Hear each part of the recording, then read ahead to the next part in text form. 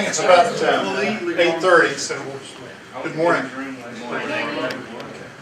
I would say thanks for being here, but I don't know if that's appropriate because many of you were compelled to be here, so, but thanks for being here. My name is John Barnette, and I'm going to, for the next hour and a half or so, we're going to talk about leadership in baseball.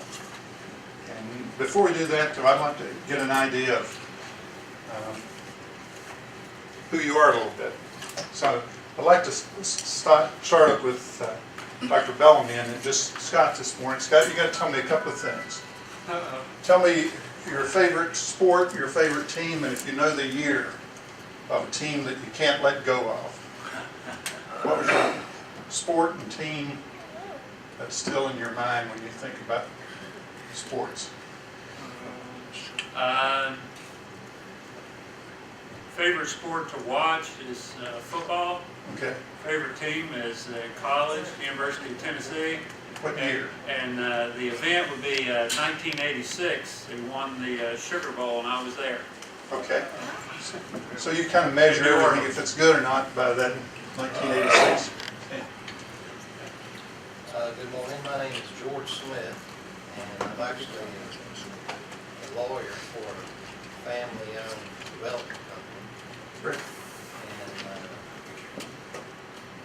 And I wasn't sure how I got a card in the mail to come, other than we contribute some to the school. Maybe it came from there, but I appreciate the opportunity to be here. Great. Now your question is, favorite team? Favorite sport and favorite team. One you can't let go of. I kind of migrate back to the Pittsburgh Steeler Terry Bradshaw days. Okay. So, yeah, I used to hate those teams. I'm still a fan. My name is Rick Ferris. I'm an assistant professor here at the Graduate School of Business. My favorite sport to watch is college football, Buckeyes, and I'm from Ohio, so that makes sense. But the team that I will never be able to let go of is the 1990 Cincinnati Reds. And the reason is I had toured the world courtesy of the Marine Corps and came home in September of 1990. And if you remember, that was wire-to-wire year, never out of first place. And I hadn't followed baseball that much because there weren't that many games on in Japan, Korea, and the Philippines. But when I got home, they were in first place, and they rode it out for the World Series win, and I'll just never forget that. Oh, correct. 1990 Reds, the Big Red Machine. And that was at the end of it? No, the Big Red Machine was the 70s, 74, 75, 76. That's when they were remembering it. Yeah. This is a different machine. Thank you. Good morning. I'm not sure what sort of information you're trying Okay. to get to, but Just your name and your favorite sport and your favorite team and a little bit about that if you want. okay. I'm Zoli Kovace. I work at the CMC Foundation here in Charleston. My favorite sport is swimming. I was a swimmer since I was 4 years old. I swam in college and I used to be a professional swimmer. I'm a die-hard USC Trojan. Do you have a favorite team in that year that they were really good? Well, it used to be good, but we kind of lost the title. Okay. Thanks to Reggie Bush. So. Yeah. Texas gets a vote in that year.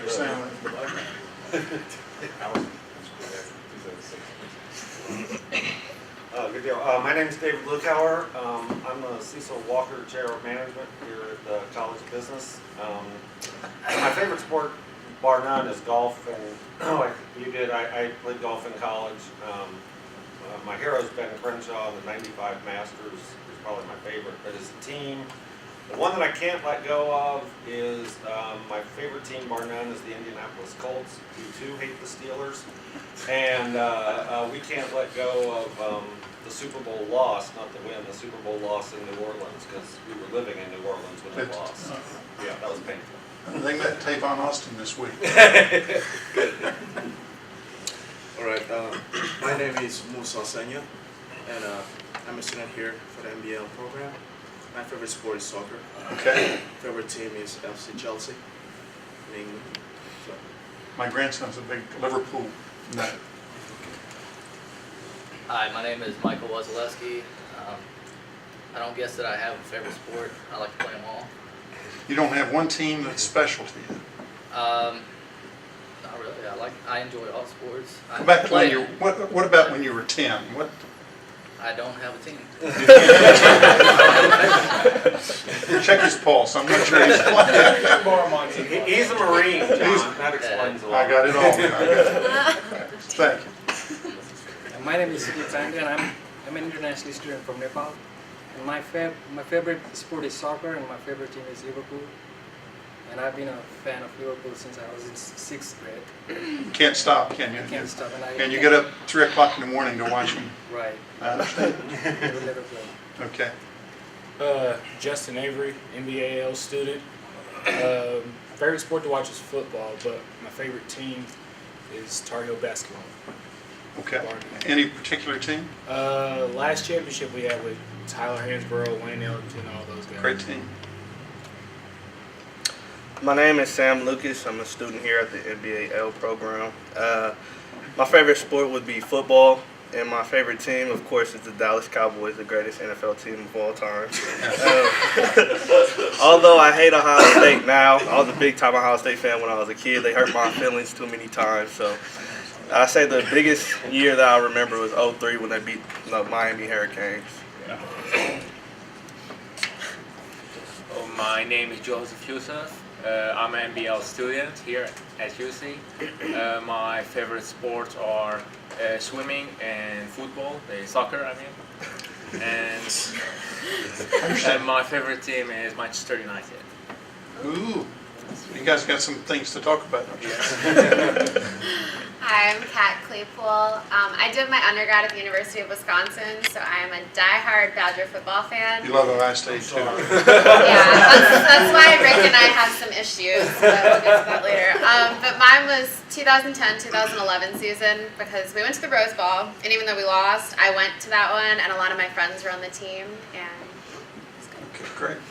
My name is Tracy Spillman, and I like watching Mountaineer football. I can't really think of a year, but I would say probably when Pat White was there, it was pretty exciting. Probably good. Good time to watch. Good time to watch. Yeah. My name is Vincent Santafonte. My favorite sport is tennis because I've been huge into tennis lately. My favorite player is Roger Federer, but that's not really a team. So if I had to pick a team, I would pick the Pittsburgh Steelers. And my favorite year for them was Super Bowl 40 when they won their first title when I was alive. So we win so many of them. Your grades going down by the My name is Adam Stallings. My favorite sport is basketball. Favorite team's the Detroit Lions. So there's a lot of years I really can't let go of. Get to watch them on Thanksgiving for a long time. Yeah. Watch them lose a lot. Yeah, good indigestion on those days, huh? My name is Brandon Shamlin. My favorite sport's baseball. Probably my favorite team's the Red Sox in the '04 World Series. You like this year as well? Yeah. Makes it nice. Makes it nice. My name is Bobby Red. I'm an enrollment representative for the Graduate School of Business. My favorite sport would have to be basketball. Favorite team, I have to go high school, back to the '79 Blue Demons. Dr. Barnette will know about that. But if you had to pick a professional team, it would be the Cincinnati Reds back during the Pete Rose days. And what Bobby's referring to, he played on a high school team that set a national record for state championships. You guys won 7 in a row? 8 in a row. not that he's counting, not that he's remembering. It was a special time. We lost to him 2 or 3 times in a spell. Okay. My name is Denise Salmons, and I'm a accounts manager for AMNET International in Kenna, and my favorite sport's basketball.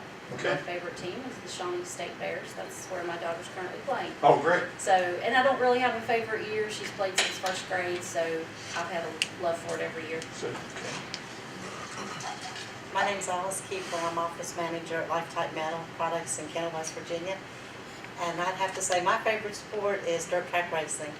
I have managed and operated a racing organization for 16 years till this past year. And I'd have to say my favorite drivers was my husband and my son. Oh, great. So you got a personal interest. Yes. Great.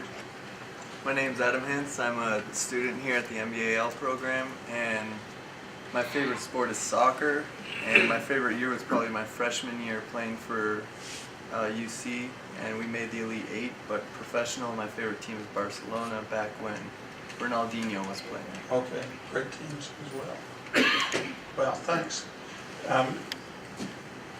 You know, I mentioned baseball. I love baseball. I also love basketball and football. So it's hard. I've got 4 grandkids, and I'm really lucky. My daughter's a sports nut too, and I tell her kids how fortunate they are to have a mom who says, "Is that all we're going to watch?"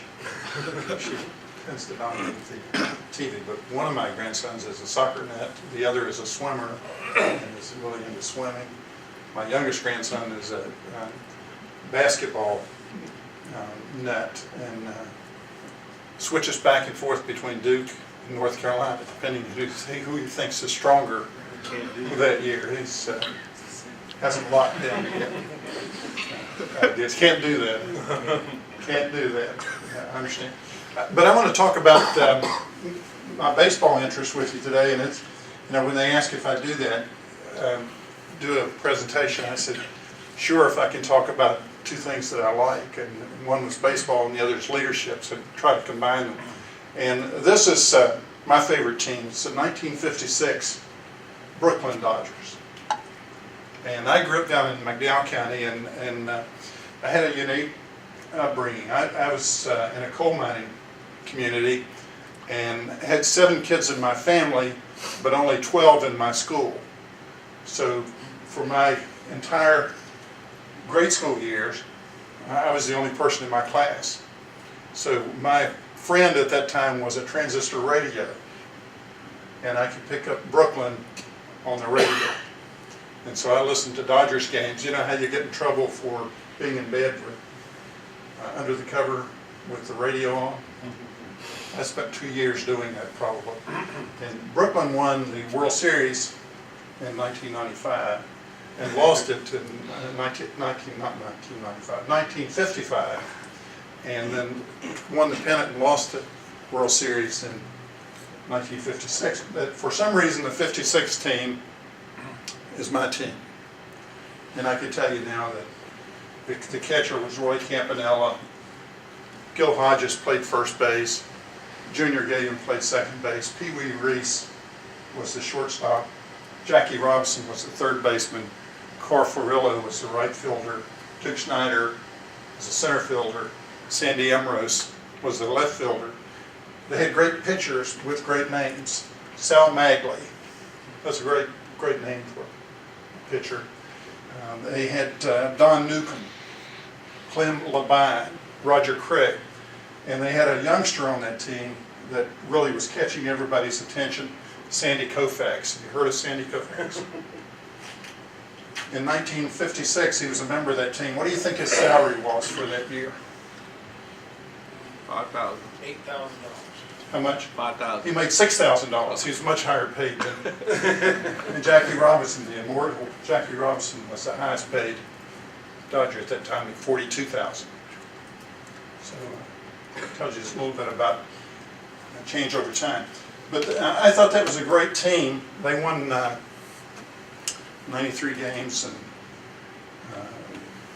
had about a 2/3 winning percentage. As I said, they lost the World Series, but they were really a team, and it was just great to hear and great to remember, and great to, if you get a chance, go see the movie Jackie Robinson. Great movie if you like sports movies. He was really one of my early heroes. He was went to UCLA, lettered in 4 sports there, was a captain in the Army, had an outstanding military career, could have stayed there and done really well, but really, I think, led in every aspect of his life in a quiet, unassuming way. So I'm attached to the 56 Dodgers, and there are 2 events that I can't let go of. One, I could not let go of moving to Los Angeles. I'm not over that yet. And of course, John Kennedy died in the period right after that. Two big, significant emotional events for me. And at the time,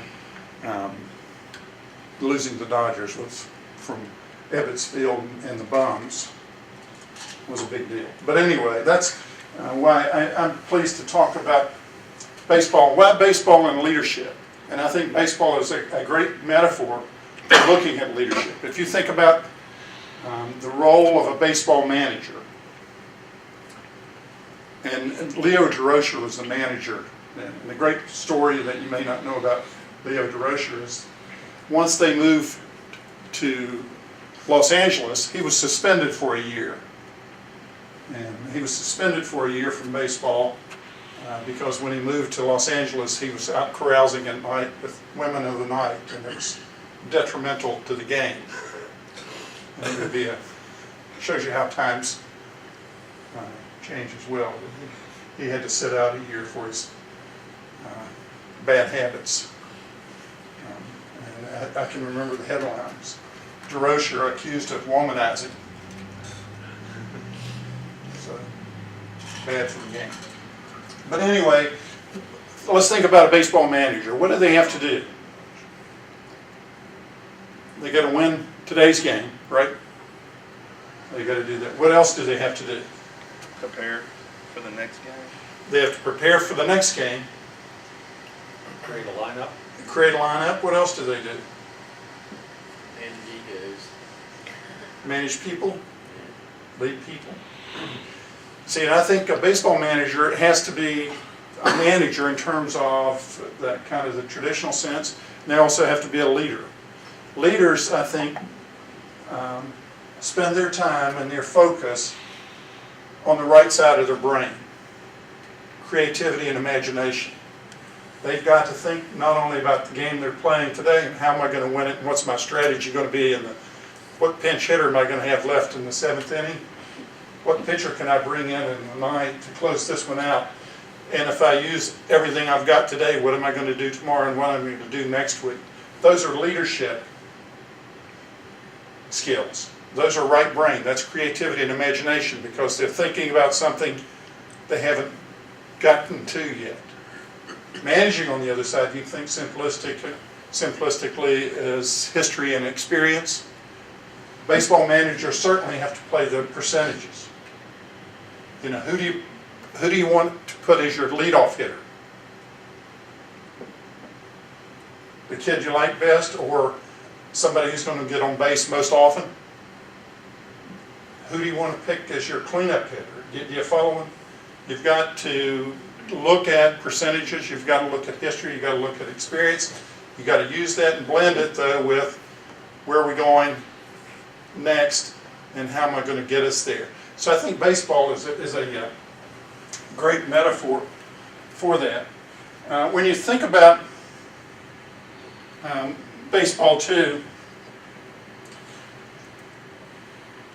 you understand when you talk about leadership being right brain, creativity and imagination. And that's where vision comes from. And you may or may not remember, but George Bush the first said, he kind of rejected the whole thing. He said, I'm not sure about this vision thing. But vision comes again from that right side of the brain. What do we want to be? And how do we want to shape this team? And what do we want to do? And I think there's a clip from Field of Dreams that I want to share with you that speaks to vision pretty well. Leaders can see down the road. And not only can they see down the road, they can then translate that into something that's real and communicate it and sell it to other people. Joel Barker, who's a futurist, said, vision without action is only a dream. And action without vision is chaos. It can even be a nightmare. And have you worked in an organization or been around an organization where you keep changing things and you ask, why are we doing this? And you get answers like, because they told us to, or other equally low-level responses, this is the way we've always done it. Where's it leading? I don't have a clue, but this is what we got to do today. So again, vision is the idea of creating it and then creating action through leadership to achieve it.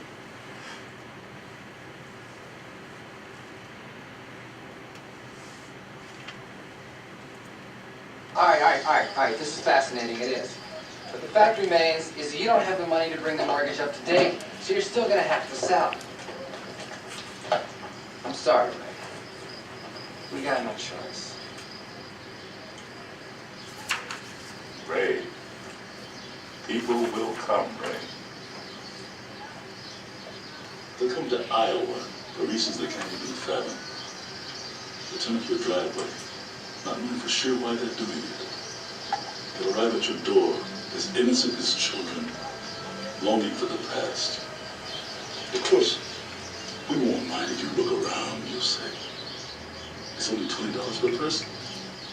They'll pass over the money without even thinking about it. But it's money they have, and peace they like. Ray, just sign the papers. They'll walk out to the bleachers, sit in shirt sleeves on a perfect afternoon. They'll find they have reserved seats somewhere along one of the baselines. They sat when they were children and cheered their heroes. And they'll watch the game. It'll be as if they dipped themselves in magic waters. The memories will be so thick that I could brush them away from their faces. Ray, when the bank opens in the morning, they'll foreclose. People will come, Ray. You're broke, Ray. You sell now or you lose everything. The one constant through all the years, Ray, has been baseball. America has rolled by like an army of steamrollers. It's been erased like a blackboard, rebuilt and erased again. But baseball has marked the time. This field, this game, is a part of our past, Ray. It reminds us of all that once was good, and it could be again. Oh, people will come, Ray. People will most definitely come. Ray, you will lose everything. You will be evicted.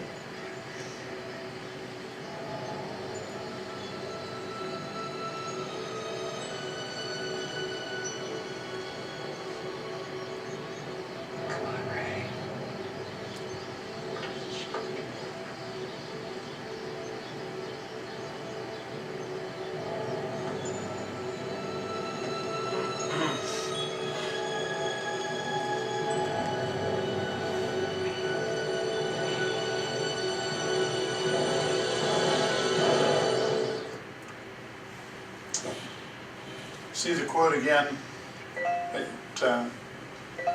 you just heard there.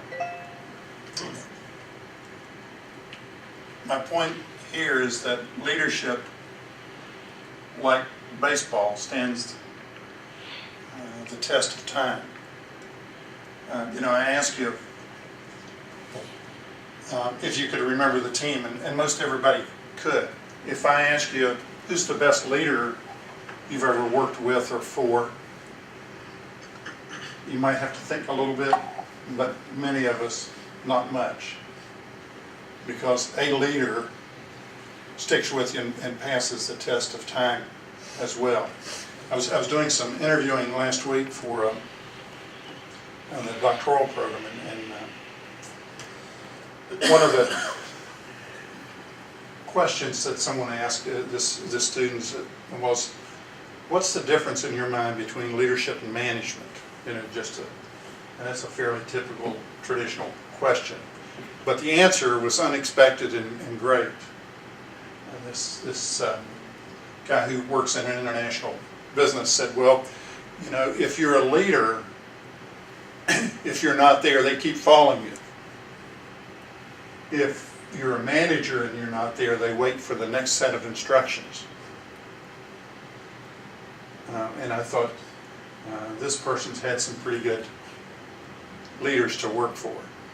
That he got, it was a much better answer than a textbook answer. Not that, and one lady who was on the interview committee didn't get it, and she said, "What do you mean they follow you? You mean you leave and they follow you?" He said, No, they stay and do what they're supposed to do because they've been taught well.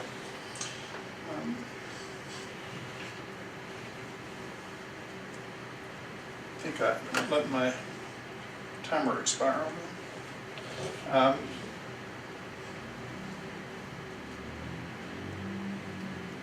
The point here, baseball is the only thing that should be on an 8-year-old's mind, or your sport. But when you're a leader, what ought to be on your mind?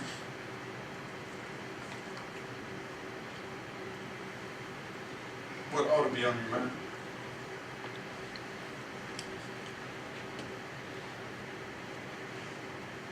Whatever's on other people's minds. What on everybody else's, what's on their minds? Okay, can you sum that? What should a leader be thinking about? Future. His vision. Okay, vision. Would you think simplistically a leader ought to be thinking about leading?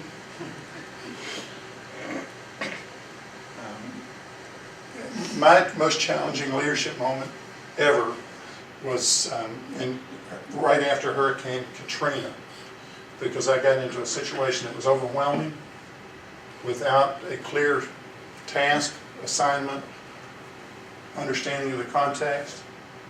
And my thoughts were, one, kind of telling people this is going to be all right, and at the same time thinking about how am I going to make it all right? Without saying to them, I don't have a clue what the hell I'm going to do. That was my inner thought. You know, what am I going to do? I don't know. But I've got to figure it out. At the same time, I've got to focus on calming people and saying it's going to be okay. Does that make sense to you? That, you know, I can tell you that as I think back, that 1950-16 is easy, but sometimes the leading piece is not. And I mentioned Jackie Robinson, one of my greatest heroes, because of his quiet, unassuming way of leading. And in that context, it was the only way that would work. And he was smart enough. You got to understand the game. You got to understand baseball, and you got to understand leadership, and you got to. I heard a quote once, and I don't remember who said this about football. He said, "Football's like politics. You got to be smart enough to understand the rules and dumb enough to think it's important." And I say, but if you want to succeed in leadership, you have to understand the rules and know that it is very important.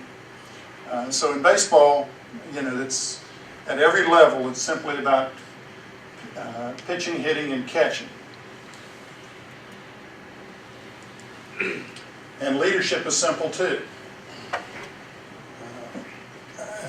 But it's hard to do, especially under pressure. There's another, and excuse the coarseness of this, but saying I like about leadership, it's hard to remember that you're there to drain the swamp when you're up your ass in alligators. So you have to remember hitting and pitching and fielding, that those are the basics. What are the basics of leadership? It's about caring, it's about your work ethic, it's about showing up, and it's about your commitment. Simple to do, simple to say, but hard to do. And you have to remember some hard things as a leader. You know, how can I say this? You know, you're going to have lots of acquaintances in life. Lots of acquaintances. You're going to be able to count your friends on one hand when things aren't going well. So you've got to be able to count on yourself as a leader more than anything else. Because those acquaintances when things are not going well. It'd be like rats jumping the ship. And so you've got to understand that things that are simple and easy to say are a bit more difficult when it's tough. Okay, girls, this is it. Just to give you a little more context about understanding the rules. Get out there, show them what you got, don't embarrass me. Thin slice of heaven. Bye.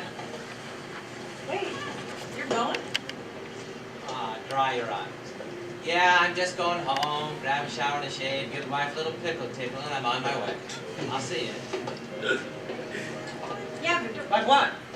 Heel, tryouts, play. That's it, get lost. Come on. I hate when they get attached to me like that.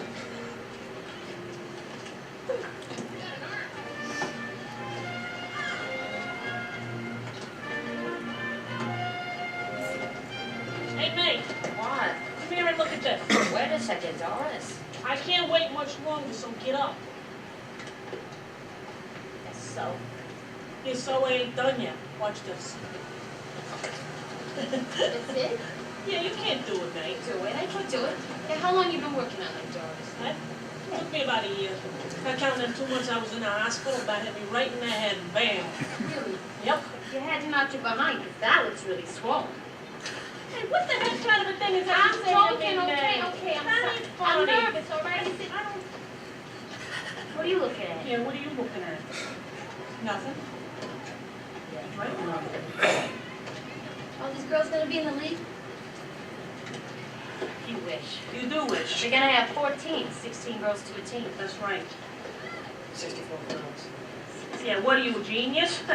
You know, they got over 100 girls here, so, some of you's are gonna have to go home. Yeah, sorry about that. Come on, Doris. Those people are jerks. What do you mean, some of us? Do it.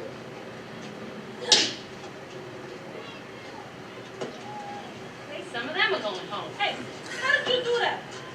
Excuse me. Hey, hey, you bought that? Hello? Did you see it? Jeez, let's go practice.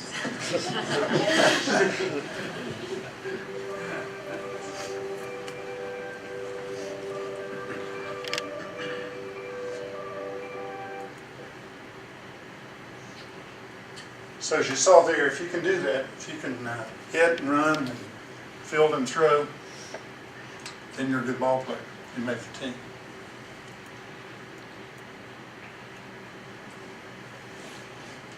But once you make the team, that doesn't mean you're there. I like this quote from Mike Smith. There's also a book by Collins called How the Mighty Fall. And I recommend it for people who want to know more about leadership. And what Collins says, and there are 7 or 8 steps from success to failure. And it's like the Mountaineers last Saturday night. They snatched defeat from the jaws of victory.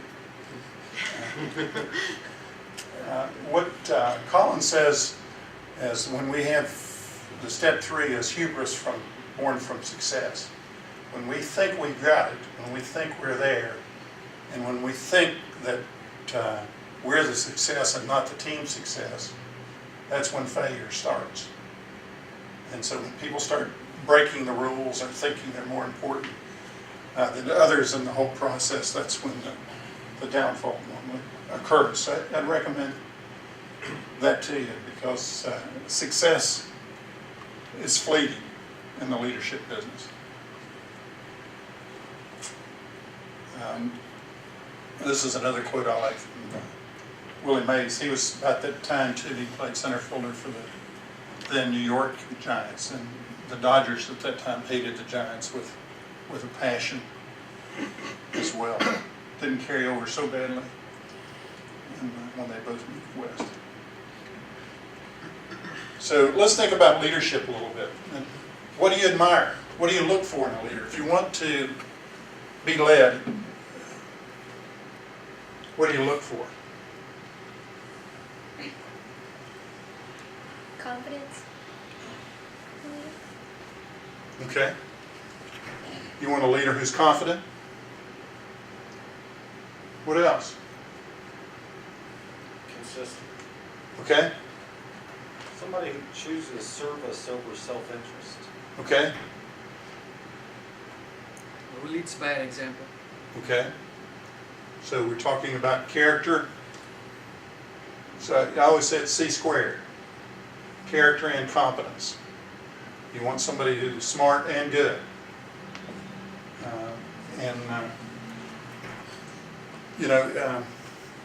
I think when you lead, you lead from a position that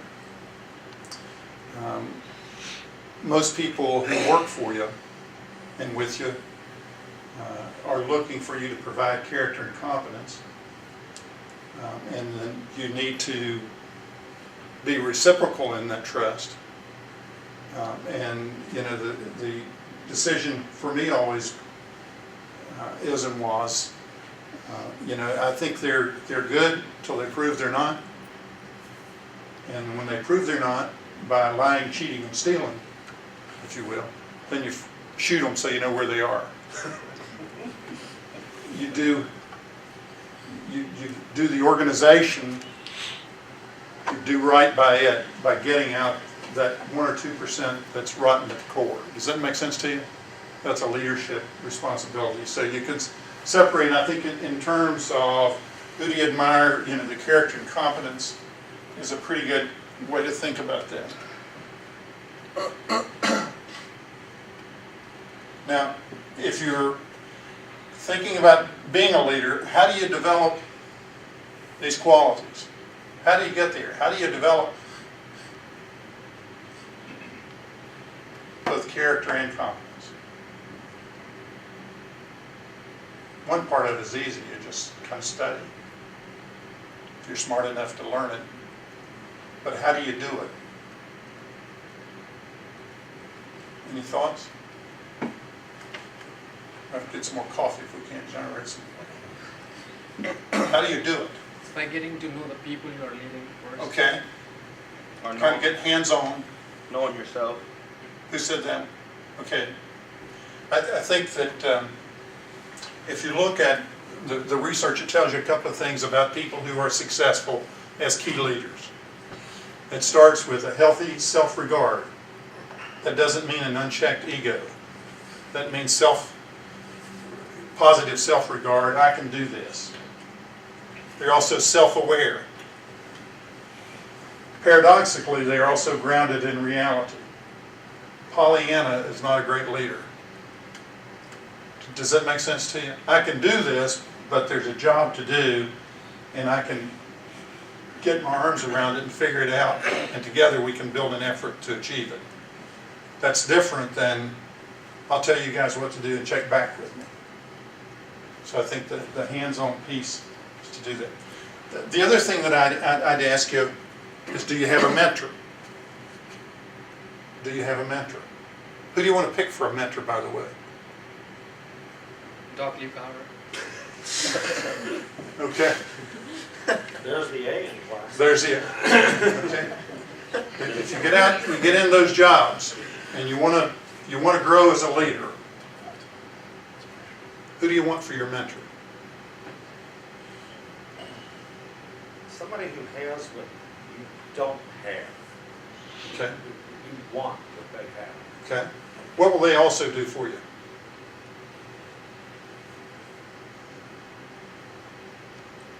Expand your knowledge. Okay. They'll coach and teach. They'll also tell you the truth. Every successful leader that I know has at least one mentor who will tell them the truth. And you get in organizations, and it's much harder to manage agreement than disagreement. So once you surround yourself, and people tend to do this, they hire people like them. And they lock truth out of that equation, or lock the rest of the picture out of that equation. So you need, and my suggestion to you, for what it's worth, is to have multiple mentors, 3 or 4, that you can go to who will provide you with solid listening, coaching, who will ask you probing questions and not necessarily tell you what to do. Because a good mentor helps you develop the skill to do it for yourself. So if, for instance, if you're mentoring someone else and they come to you for advice, it's smart, I think, to say, now what are the 3 ways you can do this? Now evaluate each of these and tell me what your choice is and why you're choosing it, and then move on out. Do you follow what I'm? Mentoring is a process of facilitating growth. But even at my advanced stage, probably even more at my advanced age, I need mentors. So I have people that I seek advice from, seek counsel from. But again, what they do is kind of help me figure it out for myself. And you have to have people who care about that. And I always believe in terms of leadership that you really have 2 responsibilities that are concurrent. One is that you're getting the job done. You know, you're winning that game.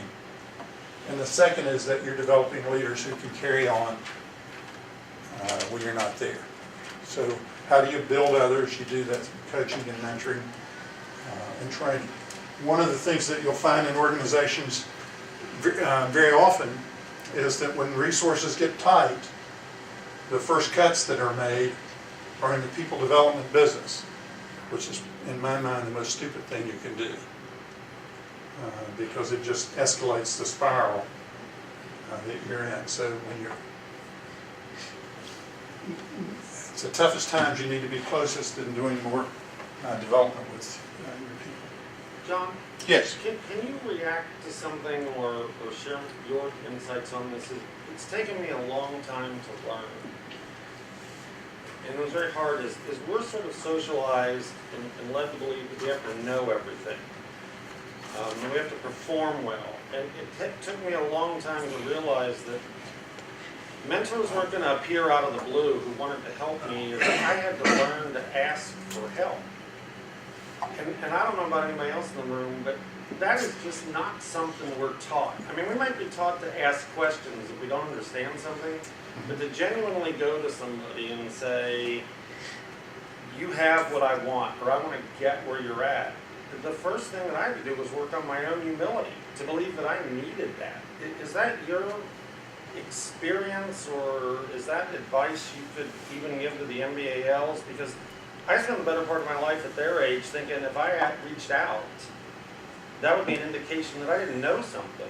And I wanted to guard against that like the plague. Mm-hmm. And I think I missed some people who really wanted to help me, but they didn't think that I wanted to help. Does that make sense? Absolutely, and I think in a real practical way, to get to the point you can do that, because it again comes from that healthy self-regard, self-aware, and you want to surround yourself with people who are smarter than you. That's the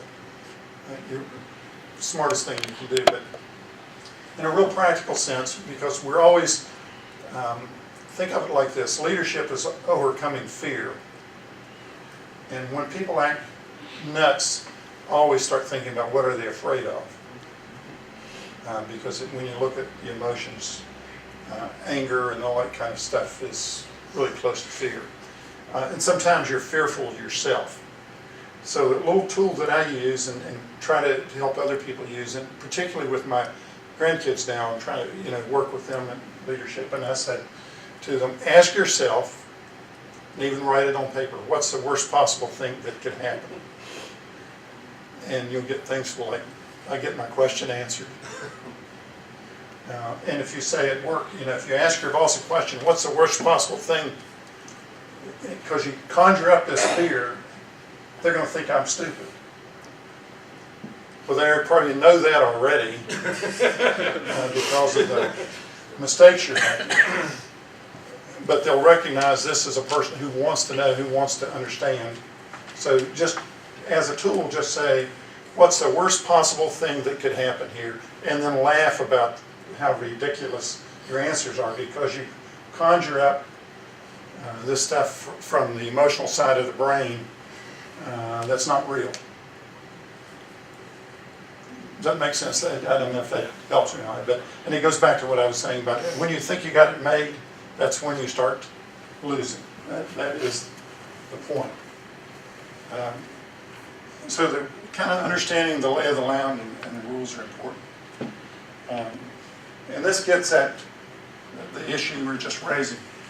Life is not about what happens to you, but what you do with what happens. And if you can think of it, and again, I'm just so simple, but if you think about it like this, real succinctly, what happened? If you can get to the point, you can think about what happened. And then you can think about, so what? We get lots of people who report stuff. You know, I tell my 14-year-old granddaughter, quit being the drama queen and learn to get over and go to land. Go to the solution. You know, because she's quick to report in her 14-year-old way the drama, what happened. And I say, okay, that happened. Now, what does that mean? That's step 2 of that. And then more importantly, what are you going to do? Does that make sense to you? So the what, the so what, and the now what. And I used to really, when I first went to Korea and I had a new group of people working with me, and I really, early on, the soldiers started calling me John, so what? Because I just wore them out. I said, I don't really need a history lesson about what happened in the last 30 to 60 to 90 days on the South and North Korea border. I need you to analyze all that and tell me what's likely to happen 3 weeks from now so that I can do something about it. Because I'm really not into pity and all that kind of stuff. I'm talking about leadership's forward. So you move from history lessons to predictive analysis, and those 3 steps get you there.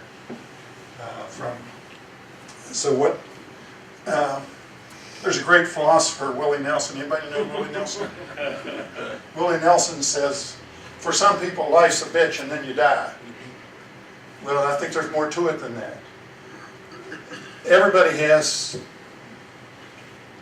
drama and trauma and events happening in life, every organization.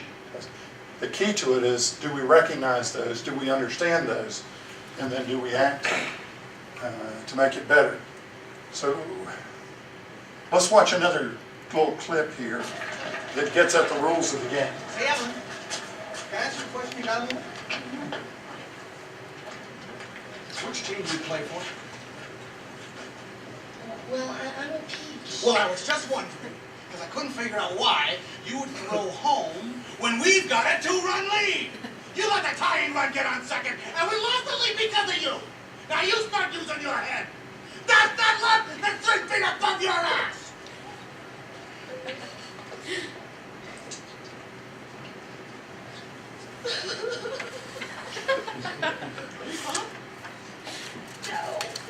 Are you crying? Are you crying? There's no crying. There's no crying in baseball. Why don't you leave her alone, Jimmy? Oh, you zip it, Doris. Roger Schwartz was my manager, and he called me a talking pile of pig shit. And that was when my parents drove all the way down from Michigan to see me play the game. And did I cry? No.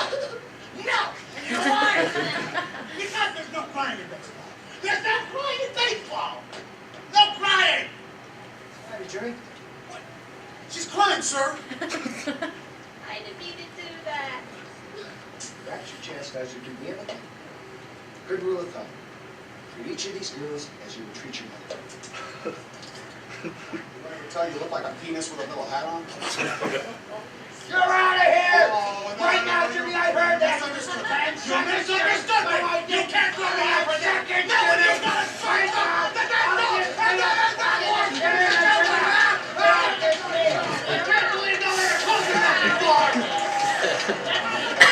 I'm a judge now, all right.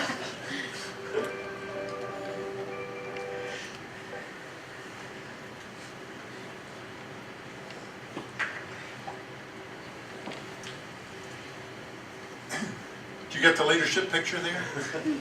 So, what happened? What happened? You see those three things that we just talked about. Something happened. Come on, guys. What happened? Rick? I saw a mistake was made. Okay. The coach broke someone down, and then the coach broke the entire team back up. Okay. So you see the metacognition that's thinking about your thinking as you're doing. Something happened. Something had to be done. And then something was done.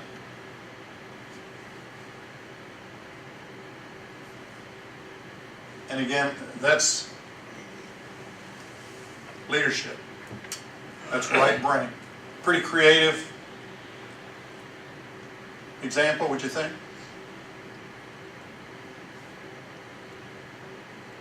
So you pass that on to them. This is one of my favorite things. It's hit 196. And look at this. Positive self-regard, pretty confident. Strike out 4 times and say, I'm doing all right. You may know who this player was, baseball nuts. Mike Smith.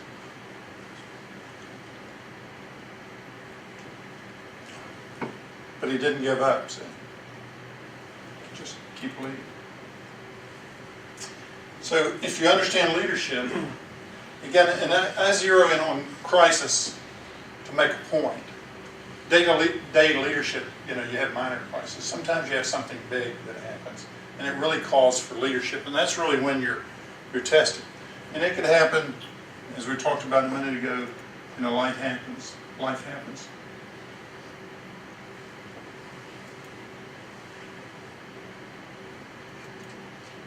When you see this high degree of instability, what does that say for you as a leader?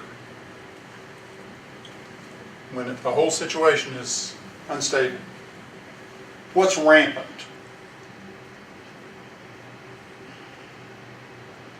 We talked about it already. Fear. Fear. And so when fear is rampant, you've got to be at your best. Again, think of this. Leadership is taking someone, including yourself, where you wouldn't necessarily go. Now, the challenge there is taking people where they haven't been. Do you see how challenging that is for a leader? Because you're overcoming fear to take them to the unknown. And it may require change. And just to make a point there, what they say about change. Change is good, you go first. Or, no one likes change except a wet baby. So, when you're moving from a bad situation, you got to go through that whole change cycle. What's that also say to you here? Carries potential for extremely negative results. If you're looking for guarantees and you're looking for permanent employment, leadership is a high-risk business.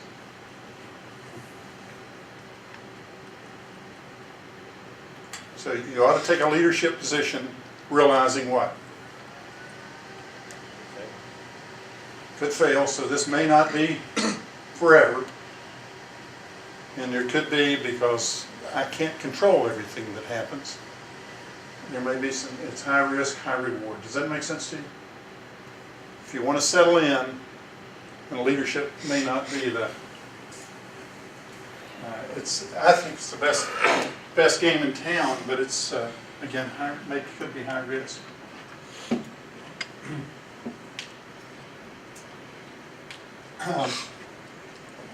Two things that I'd say here. Leadership is, first of all, an emotional connection. In its most basic form. If you're going to lead people, kind of remember you're going to lead them one at a time, and you're going to connect one at a time. There's a new book out, and I apologize, I can't tell you the author's name. I saw it and read the summary of it, and the excerpts looks really good. It's the ladies at Harvard, but it's Connect and Lead. And there's another book that I would recommend that you read that's really good. It's called The Speed of Trust. Anybody read The Speed of Trust? Another great book, and what it basically says, how quickly trust can be destroyed and what you got to do to build it. And there's some really good research about how you help kids to develop in a healthy way and about parenting. And it says, you know, that parents need to work on the positive self-regard, probably self-awareness, probably 7 times as they much work on discipline. But there's a balance to that. So it takes time to build trust, and it doesn't take a long time to destroy it. So I give you a couple of rules here to kind of live by. One is when you talk about trust, it's basically doing what you say. So always tell the truth, and you don't have to remember what you said. Because people count on your words and actions that they can count on. They can trust that. So remember the idea of trust. Also understand that trust is the currency of organizational behavior. And when there's not trust in a culture, bizarre stuff happens. Because people do what? What are they acting out of then? Say again? Fear. Fear. And fear is crazy and unpredictable because people basically try to survive in their own warped way. So you get this out of no place, this in an organization where trust is not high, you get this attacking memo that basically says, it's not my fault, Rick did it. Maybe Rick did do it, but maybe he didn't. But if that's somebody trying to, in their warped way of protecting themselves, that you have to understand that it's a human business, and it sounds cliche-ish, but people don't care how much you know till they know you care. And so you've got to establish that, and then that becomes through trust. Here's important, and it goes back, David, to your question earlier. Leadership exposes you. I was talking to my 11-year-old grandson about, you know, sometimes when you're in a leadership position, it exposes your weaknesses. And so he goes in to his grandmother and said, Papa said something about exposing himself. So he was having great fun with me. And I said, no, we got to have that conversation again. We didn't quite get it all done.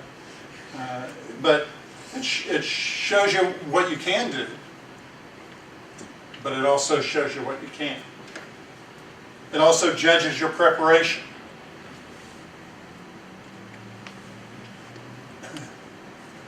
I was talking to a young captain in the Army last week who's a bright young guy, and he was saying what he wanted to do, and he said, you know, sir, I'd really like to be a general officer. And I said, well, you know, you just keep hanging with the Army, and for the next 22 or 23 years, and if all goes well, you may well be, but that's how long it takes you to get developed. It takes preparation. And so when you, again, think that you've got it made and you're it, then the preparation perhaps has failed you. We talked about this earlier, the character and the competence. So how are they going to know if you're smart enough?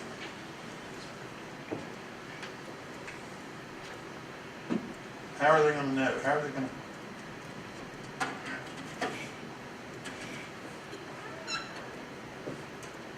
Through your actions.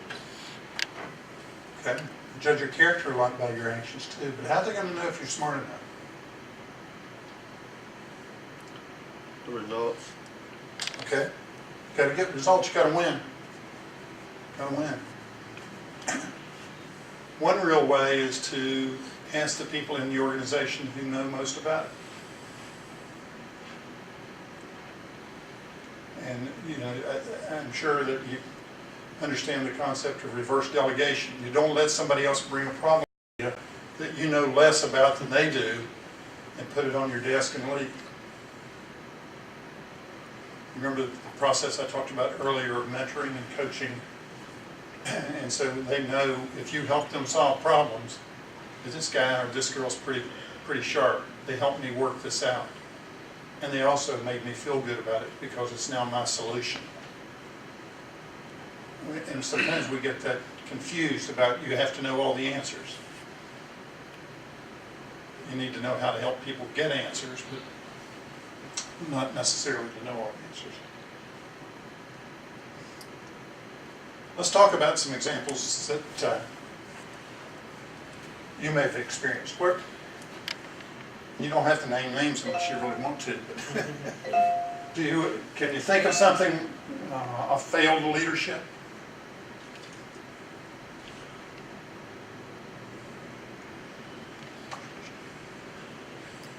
You know, it's a good thing I'm watching right now, just for the fun of it, just not for the fun of it, but to learn from too, is the Miami Dolphins.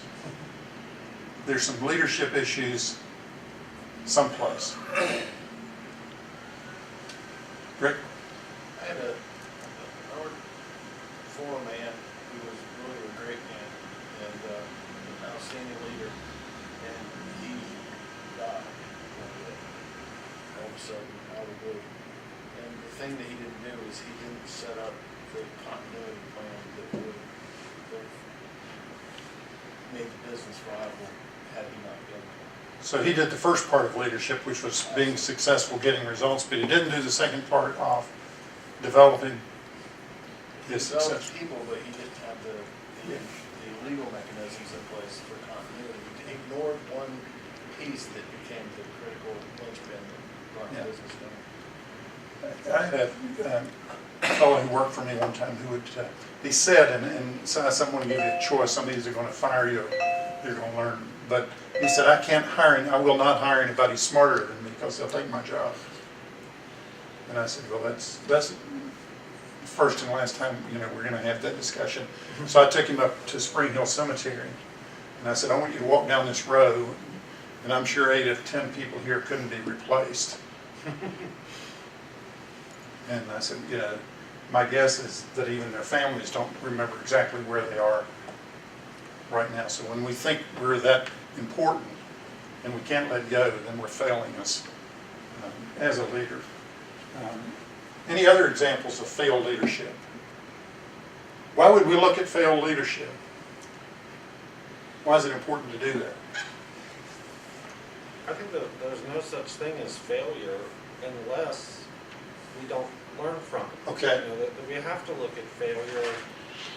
We have to learn from failure. And that's what a friend of mine says, is there is no such thing as failure. There's just missed opportunities to learn. Okay. And if we aren't looking at it, how can we possibly learn? Great. And the Army has a great system for that, and they call it the after-action review. And that means after everything you do, you talk about, well, what were we supposed to do? What actually happened? And how can we fix this? And you involve everybody in the operation. It's not just a leader's postmortem, but you get everybody who was involved in it. What was your piece of this? What did you do well? What, if we do it again, what would you build on? What do we need to fix? What support didn't we have? And that's a way, rather than saying, we lost this game. You know, and I've seen really great coaches, and you know, you have halftime in basketball and football. And the coaches that are not so great tend to spend most of that time replaying the first half instead of what? What do we need to change? What didn't work? What are we going to do? Because again, in the leadership role, time is very compressed there.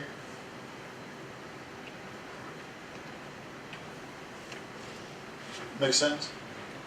So you have to look at the rules. You have to look at failure and learn from it.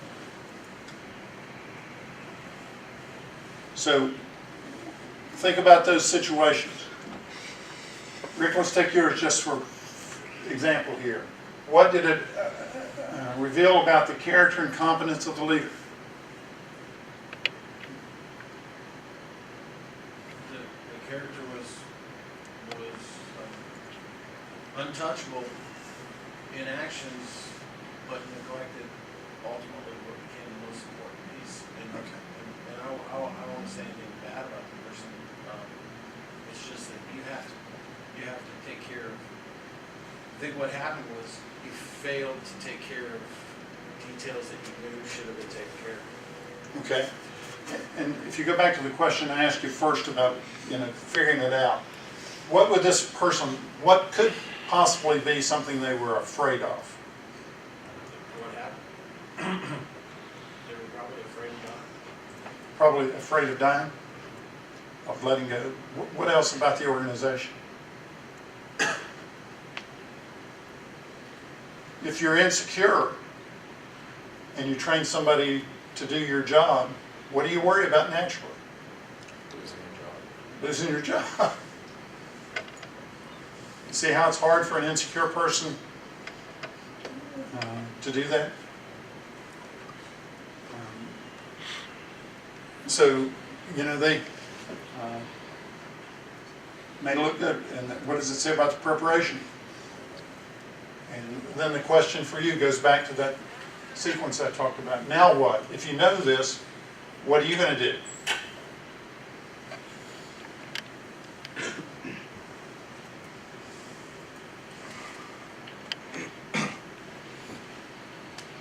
I like this quote from Babe Ruth.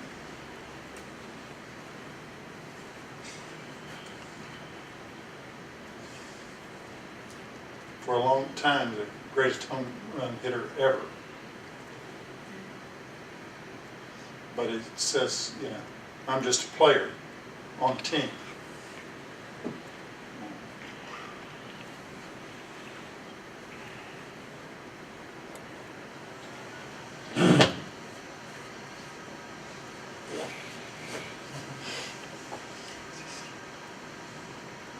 Casey Stengel was the manager of those Yankees that I used to hate.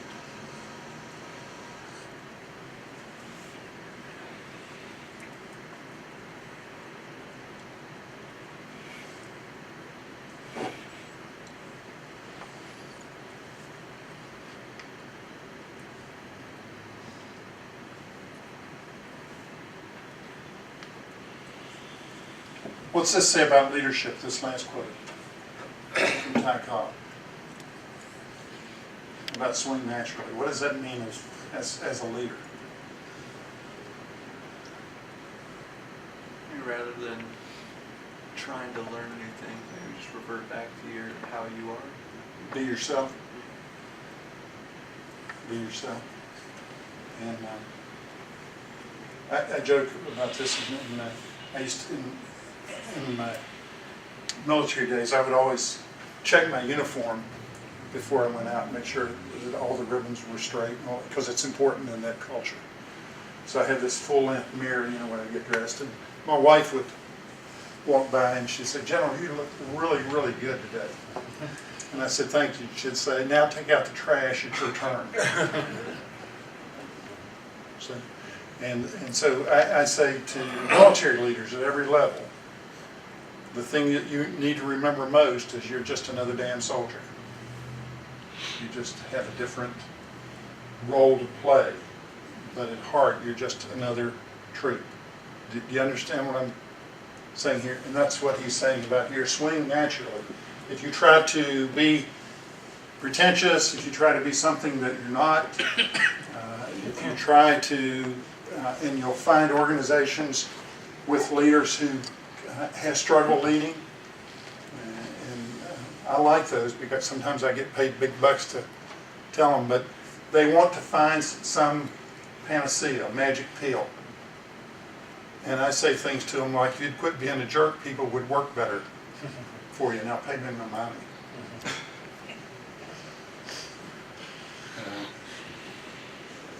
So you've got to be, and think of it like this. Most simply, when you get that position, you get that job that you want, at best you've got a few minutes to start leading. If you're going to be successful as a leader. You get a honeymoon, and I say a few minutes just to make a point. If you go in and start saying, I want this, I want this, I want this, and by the way, could you move the parking so that I could be closest to this or this, and I'd like this and that, you've wasted your few minutes. You're much better served to say, give me a table and a chair and I want to meet everybody here and get to know them. Then I want to understand what we need to work on together. Do you follow him? Be yourself. And it's not the position, it's not the role, it's you and how you do your job. And so just, as Ty Cobb said, swing naturally. John? Yes. You know what I love about that last quotation in particular is it's so true in sports, but I think it's equally true in business, and we don't think about it. And you can put 100 examples on the board from Pete Rose and Tiger Woods and Michael Jordan and Aaron Rodgers and Peyton Manning. The pinnacle of every sport, those people have lost more than they've ever won. You know, Michael Jordan missed way more shots than he hit. That example of Ty Cobb and Ted Williams, they got out 6 times. You know, and I think we so often lose sight of that fact that you know, we're afraid to fail, and yet people that are considered superior have way more failures than successes. Yeah. And in baseball, if you win 2/3 of your game, you always win the pennant.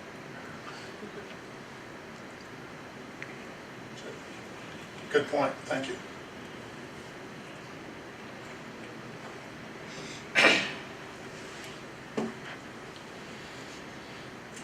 We talked about Jackie Robinson being the great leader, and he was. Look what he says also. I hate to lead.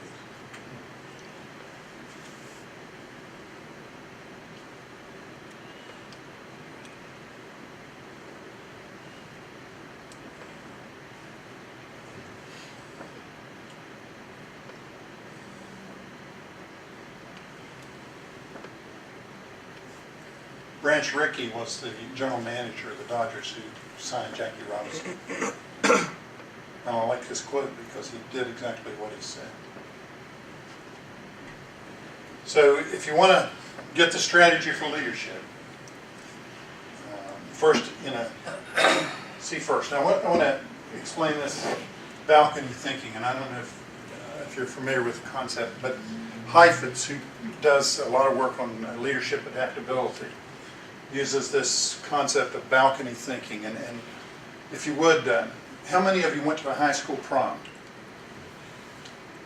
Everybody can relate to, a big dance. And so what do you do when you go to the high school prom? You go rent all this nice looking stuff. If you get a new dress and you really look the part, right? It's important. Then you go to the dance and everybody's there, so you socialize with everybody, and then the music starts and you dance every dance. And you're having the time of your life, right? Well, let's say at the same time you're having that great time looking your best and being the social butterfly, you're also the school principal. And what's the school principal got on his or her mind at that time? What's coming in the back door that I need to be aware of? What are those jokers up to? Who's sneaking alcohol might get killed later tonight in a, did you follow them? So at the same time you're on the floor, you elevate and you see the whole thing that you're responsible for. And you don't shut down the dance because it's risky. But you lead through that. Does that make sense? If you have to go over and deal with something, you do that, come right back and what? Dance again. You don't get emotionally spent. I mentioned to you my challenge in Katrina. Balcony thinking was there's no food, there's no water, there's no shelter, either for the troops or for the people. I got to calm them right now and do what? By tomorrow morning, have food, water, and shelter. And I couldn't say to them, because I told you earlier, now how am I going to get it in here? How am I going to get enough food and water, basic medical supplies for huge numbers of people? And so I had to be thinking about that, and and so this idea of balcony thinking is important. Another concept, we talk a lot about metacognition. And metacognition is basically the ability to think on the fly about how you're thinking as a leader. Because your thinking could be the problem. Does that make sense to you? You've got to analyze your own thinking as you're thinking. And kind of remember this, if you're not getting the results that you want as a leader, remember this, if you're not getting the results that you want as a leader, change what you're doing because it's your fault. Why is it your fault? Because that's what you signed up for. You're the leader. So if it's not working, don't blame them. Don't blame the weather. Don't blame the environment. You got to change your strategy. And that's where I was talking about the halftime coaching. If that doesn't happen, you get more of the same in the third and fourth quarters. If the coach comes in and says to the players, I don't know what happened to you guys, you're just really hosed up. And let me give you 10 examples of that. Well, halftime's over, go back out and do better. You see. So you've got to see first. And you got to be able to get on the balcony. And you got to be there. Then you have to understand first. Why do you have to understand first?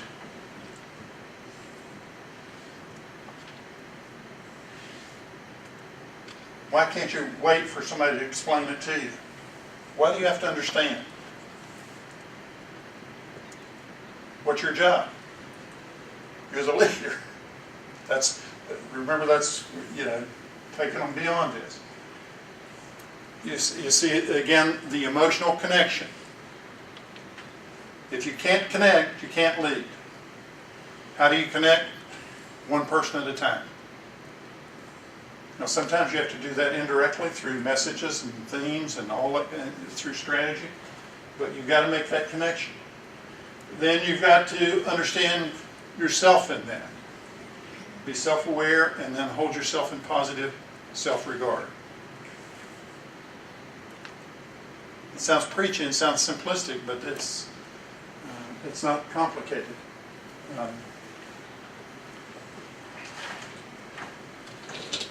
But it's part of the understanding. And then act first. You've got to be able to communicate up, down, and sideways. And you've got to remember that just telling them is not communication. It requires a feedback loop that says, yes, we got it, and this is what we'll do. I get, you have kind of pet peeves, and I will ask people, have you talked to this person?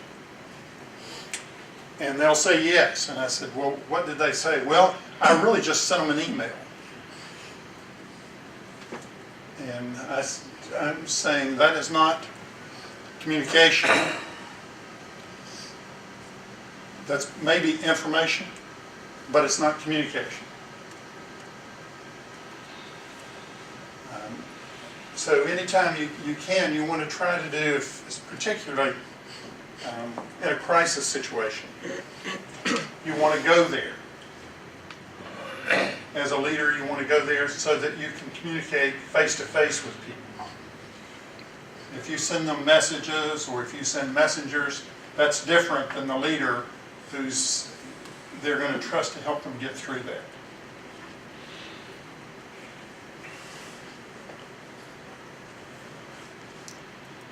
Some of the skills you have to. So you have to think as a leader, what's our approach to winning? What's our strategy? And again, that starts with the vision thing we talked about earlier. So you've got to have a vision, you've got to have a plan. And I like this word. Does it have sizzle? Why is sizzle important? This is the quietest group I've worked with. They lack sizzle. Why does it need to sizzle? So people will buy in. Okay. You're trying to motivate, get buy-in, get people to be proud.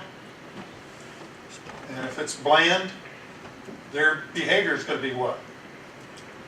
Bland. They find something else better to do, they might kind of do that. It's my opinion, and I think the research supports this, that leaders who are effective over time are positive and inspirational.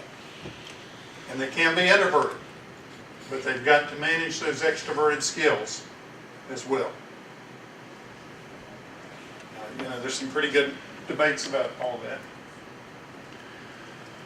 Can you maintain it? We've had lots of good starts, but not so many good finishes. And you got to figure out where you do. This is a good baseball example that speaks to this.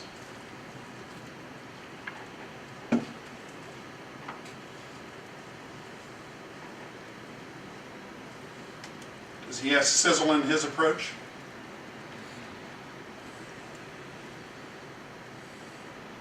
His sizzle is saying everybody on this team is important, even if it's one pitch, one out. It's vital you're here.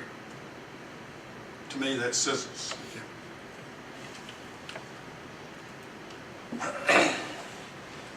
I like this one as well.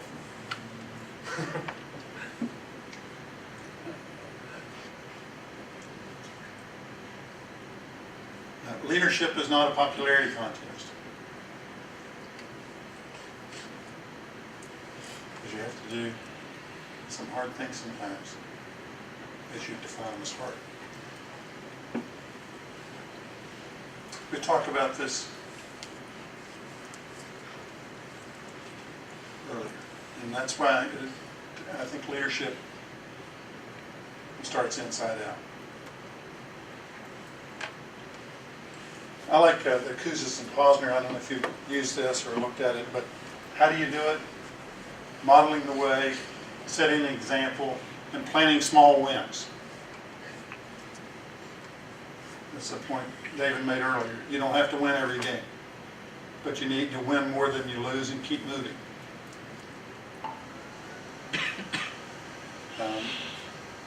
You've got to understand that that leadership is a people phase, and you've got to recognize contributions. And again, the good leaders do a couple of things. One is that they criticize privately and then publicly praise. And they celebrate. And when you run an organization, you ought to think of reasons to have celebrations. And because, again, that makes people feel like they're doing something. Challenge the process. My simple advice to you here is to ask why at least 5 times before you're satisfied. Don't take simple answers to complex problems. help people work through that. And so if you say nothing else in a conversation except, tell me more, help me understand, why is that? You know, why do we have to do it like that? Well, what? And they just keep going. So I'd encourage you to ask why at least 5 times for anything that's important. We talked about vision and then the inspiration that you have to get it done. You've got to be able to see the future and put it into terms that people can understand and buy into. So these are questions to take away. You know, what can some effective ways that you can show that you genuinely care about people. And it's not fake it till you can make it. It is how do you do. One of the most effective examples of leadership that I've seen and understand and know about was Rudy Giuliani after 9/11, who's the mayor of New York.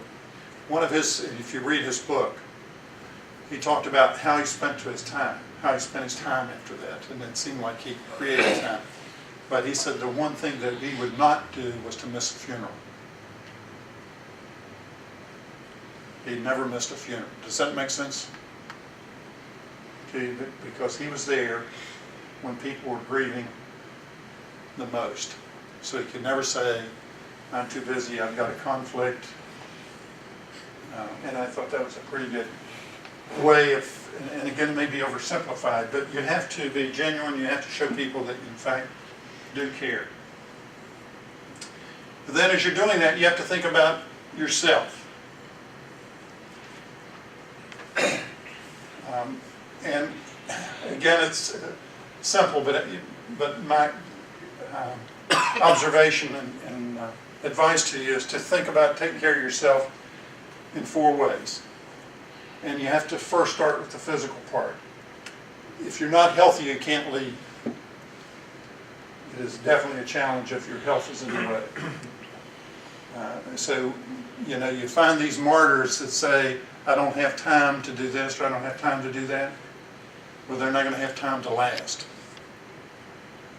So when you say take care of yourself physically, mentally, spiritually, emotionally, you got to take time to do. And most of the research, and if you look at just kind of a good common sense guide, if you go back to Covey's 7 Habits of Sharpening the Saw, it's pretty good advice. He says it takes about an average of an hour a day, 7 hours a week. You do those 4 things in balance: physical, mental, social, and emotional. But you have to be on the list. What else do you do to take care of yourself?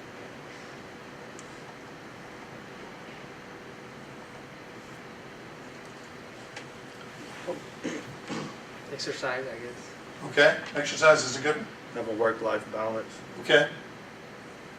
Self-reflect. Mm-hmm. And one of the things that I worry about, I don't know about yet, is people's ability to put the iPad and the iPhone down. My wife and I went to dinner last night, and there was a couple sitting across from us, and the guy had his iPad working the whole time. And I said, well, good luck. I don't know how long this is going to last. Because I was just thinking, I bet she thinks I'm pretty special. So there was no conversation except, what do you want to eat?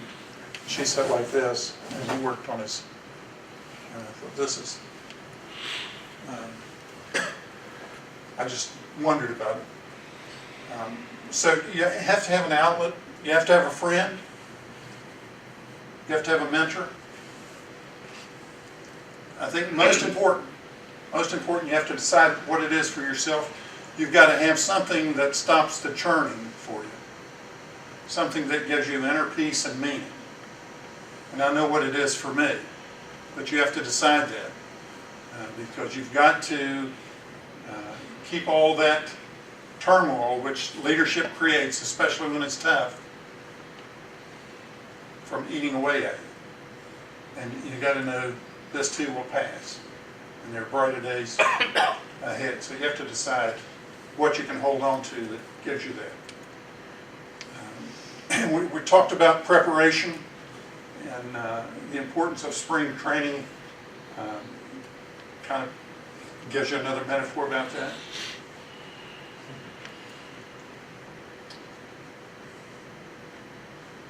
Ernie Banks took 3 ounces off his bat.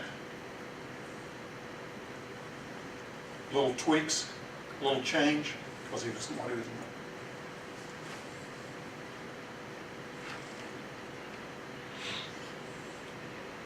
This last one says, it's easy to criticize leaders. Make sure you know what you're doing. So think about this as you go. And what can you make a minor tweak to create a breakthrough? What can you do to change? What can you do now? Because, again, vision in action. Last slide here. And this is what this whole thing is about. Life is not important except in the impact it has on other lives. Quote, one of my favorite quotes from Jackie Robinson. Leadership is not important except the impact that it has on others. Any comments, questions? You just struck me on that last one, and I think that the sad reality is that's, we want to take that in the positive, but just your example is that we can see the negative of that all around us. The self-indulged, self-important, self-inflated person, what is the impact on the lives of wives and children and going around? So, life is important, and our impact, we have to think about what is the impact of what we're doing. That's beautiful. There's a great book called The Dash, and I don't know if you've read that or, and it talks about, on your tombstone, there's the John Barnette, 1946 to some date, in the middle is the dash. The only thing important about that is the dash. What did you do with the time you had? What impact did you make? What good did you do? What legacy do you leave? What are your grandkids going to say about grandpa? What are your sons and daughters going to say about mom and dad? What are your brothers and sisters going to say? Not that, he was great at work. Go on. Yes. I'm a Chicago Cubs fan. Oh, great backs. What advice would you give to someone who tries to initiate change and it doesn't work? So they initiate change again and it doesn't work. And then 100 years later you're saying, I'm still trying to change things, but it's not working. Mm-hmm. I mean, how do you overcome that? How do I say this? Inch by inch, life's a cinch. Yard by yard, life is hard. So you do it incrementally. It's like that old boiling a frog analogy.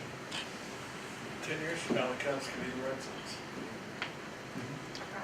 The Red Sox haven't done it since when's the last time they won the series in Boston? 26, a long time ago. But sometimes, we get too grandiose. And so, do small stuff, celebrate the small wins. And I think that's when you have to reevaluate the context too, is that true, they haven't won a World Series, but also equally true, they're probably the only team that sells out every single home game they play. And we get all caught up on, sometimes we have to think about what we're measuring. What does it mean that it's a success? And maybe the Cubs' function is to be the Cubs. That's what gives them meaning, is to be the Cubs. It's not always to be the Yankees. Yeah. See, and football for me, I love America's team, the Dallas Cowboys. I did not love and do not love when they became the Dallas Thugs, even though they won. I mean, there is a difference. I know one thing, working with 3-4-H with the youth in our county, we try to teach the kids, and the 4-H motto is we're trying to make the best better. Doesn't matter if you win or That's you a great way lose, it's that you tried to do it. And that's why, you know, for those of you who like swimming and running, and those are great sports for kids, I think, because, you know, what they're focused on is being better every time they do it. And that's a great learning thing, and it makes them much stronger, I think, stronger teammates later when they learn that they have a part to play, and then they get better each time. Let me finish with kind of an Army lesson for you. And this is 4 keys to leadership, 4 rules.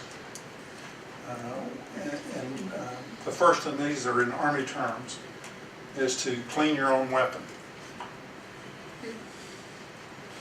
as a leader. Clean your own weapon, and that means that you can do it, and nobody else is responsible for you. The second is to pack your own ruck. Pack your own bag, if you will. You're responsible for your baggage and your ruck. So, you know, you put in what you need and take out what you don't, but you pack it yourself. The third is to go last. And that means selfless service, that you put others first. In the Army, it comes from an old tradition of officers eating last. And the reason you did that, there was very often not enough food, so you gave food to the people who had to fight in Civil War times. So go last.